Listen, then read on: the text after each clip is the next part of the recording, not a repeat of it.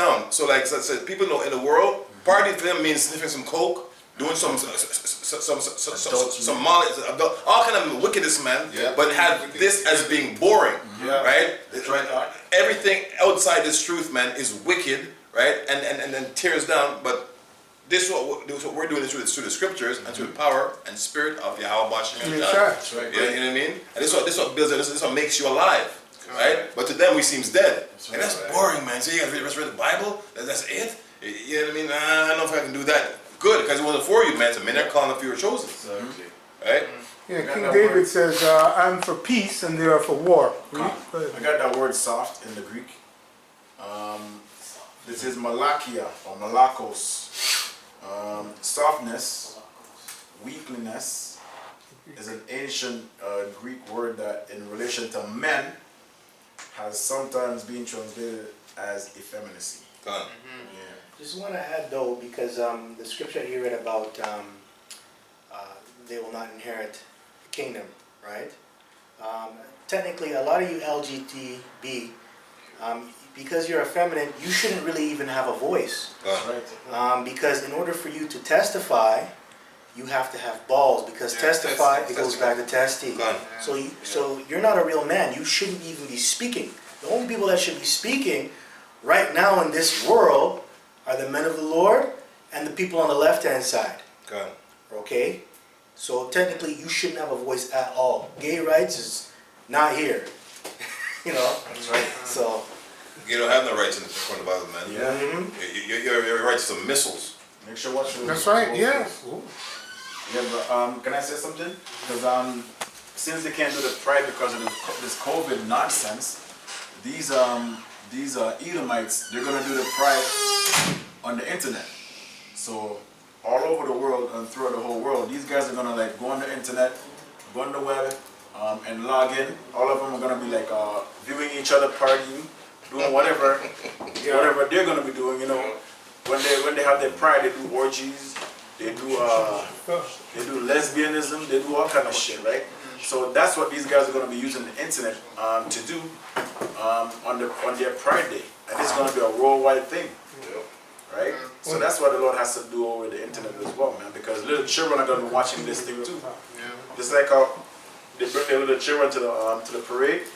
Little children are going to be watching the pride over the internet, man. That's right. And they're going to see men, naked men, dancing, doing all kind of nasty shit, right? They're going to see women making out with each other, men making out with each other, and who knows what else they're going to be doing on the internet. Infallible acts. Yeah. Right? I got a precept back on what your point you were bringing out on basically on the wicked seeing what we do, which is righteous, boring, but for them, what's fun to do is wickedness, because the whole point is that they see what we do as boring because it's righteous. That's right. They have fun when they do wickedness. Right, so this is Proverbs 4:10. It says, "Hear, O my son, and receive my sayings, that the years of thy life shall be many. I have taught thee in the way of wisdom. I have led thee by the right path. When thou goest, thy steps shall not be straitened, and when thou runnest, thou shalt not stumble. Take fast hold of instruction. Let her not go. Keep her, for she is thy life. Enter not into the path of the wicked, and go not in the ways of evil men. That's right. Avoid it, pass not by it, turn from it, and pass away. For they sleep not, except they done mischief, and their sleep is taken away unless they cause some to fall." That says no rest of the wicked, right? Yeah, that's literal. That's literal, but that's literal because they enjoy to do wickedness. That's why they can't sleep until they do it.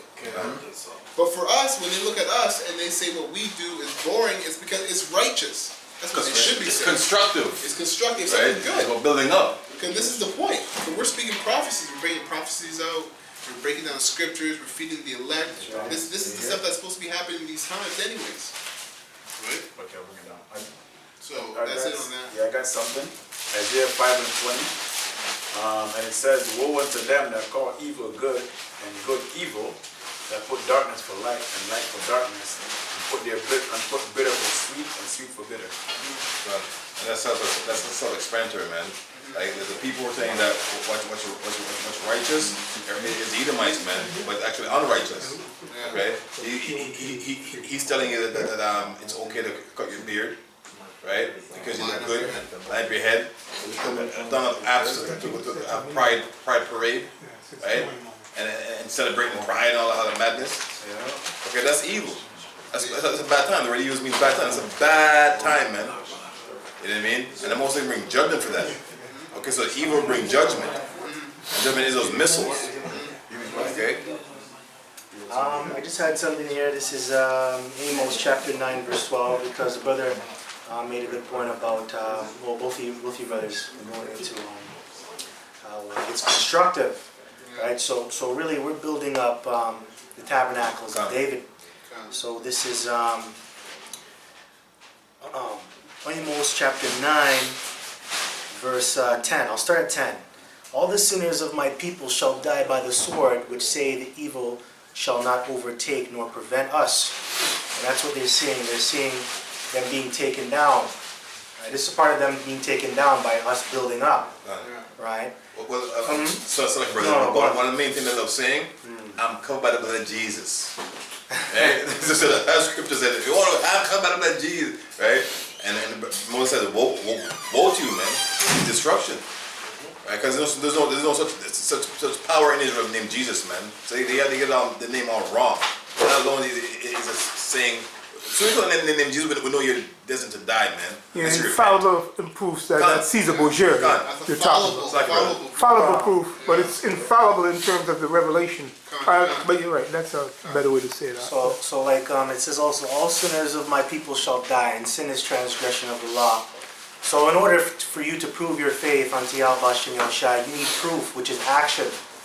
Okay, and a lot of people just going into this comment about, oh, I'm covered by the blood of Jesus. They like to say those things, but their actions show otherwise, right? Because in order for the Lord to cover you, you gotta want it, you gotta prove it, right? And that's why a lot of you people are going to be destroyed, like the scripture says. So people shall die by the sword, which say, and the sword is the modern day gun, plus the ICBMs, the chariots. Killing instrument. That's right. And there's many scriptures, Isaiah 54:16, the smith was created, right? The evil shall not overtake nor prevent us. Here's the point. In that day will I raise up the tabernacle of David that is fallen, and close up the breaches thereof, and I will raise up his ruins, and I will build it as in the days of old. And that's obviously started by Yahawashi, but it's done on down through his men, through the prophets. Because right now that's what we're building. We're construction workers, right? And we know, going into other scriptures in the book of Peter's, Yahawashi is the chief cornerstone. He's basically the glue that builds up the tabernacle. That's why it says, I will close the breaches thereof. That's what a chief cornerstone does. It closes all the breaches and it sticks everything together. Okay? So that really starts with Yahawashi. Yeah, we're the real stone masons. Yeah. For you dummies out there, okay? In the spirit. In the spirit, well, always. They can bad name Solomon all they want. They're gonna cut it and say, see the Masons, man. Well, I wasn't trying to say it to get any effect. Yeah. Right? But the scriptures came out, that's why I said it. It's in the spirit. Go ahead. And it says, and I will build it as in the days of old. And in the days of old, who was the head of that tabernacle? It was King David. So the Lord's going to bring that order back. You got Yahweh the Father, you got Yahawashi the Son, then you got King David, and then you got the 12 elders, or 12 kings, I mean. And then it goes on down to the rank and file. So the Lord is bringing back the old days. And like we said at the beginning, the more things change, the more things stay the same. So nothing's changing here. The Lord is bringing back that order. Verse 12, that they may possess the remnant of Edom. Now, when King David was in power, he destroyed you Edomites, man. Right? So that's coming back. You're going down, you Edomites. And of all the heathen too, which are called by my name, saith the Lord, that doeth this.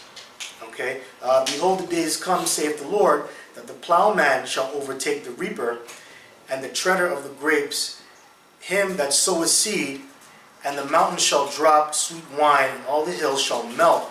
And I will bring again the captivity of my people Israel, and they shall build up the waste cities and inhabit them, and they shall plant vineyards and drink the wine thereof. They also shall make gardens and eat the fruit of them. And I will plant them upon their land, and they shall no more be pulled out of their land, which I have given them, saith the Lord thy power. And we're never going to go back into slavery again, because you have these historians and these so-called scholarly people of the world. They always tell you history repeats itself, right? But that's not going to be